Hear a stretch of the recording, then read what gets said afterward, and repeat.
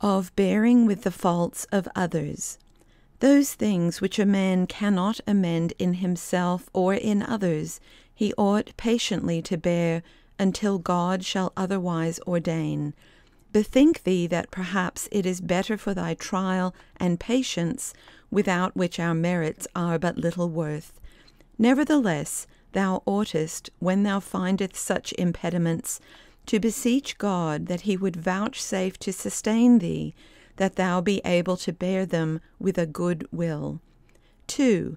If one who is once or twice admonished refuse to hearken, strive not with him, but commit all to God, that his will may be done, and his honour be shown in his servants. For he knoweth well how to convert the evil unto good.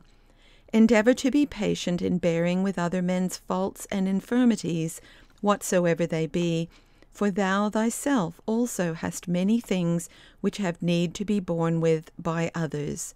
If thou canst not make thine own self what thou desireth, how shalt thou be able to fashion another to thine own liking? We are ready to see others made perfect, and yet we do not amend our own shortcomings. 3. We will that others be straitly corrected, but we will not be corrected ourselves.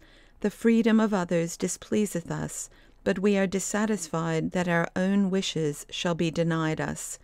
We desire rules to be made restraining others, but by no means will we suffer ourselves to be restrained. Thus, therefore, doth it plainly appear how seldom we weigh our neighbour in the same balance with ourselves. If all men were perfect, what then should we have to suffer from others for God? 4. But now hath God thus ordained that we may learn to bear one another's burdens, because none is without defect, none without a burden, none sufficient of himself, none wise enough of himself. But it behoveth us to bear with one another, to comfort one another, to help, instruct, admonish one another.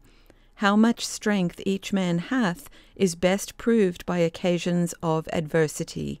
For such occasions do not make a man frail, but show of what temper he is.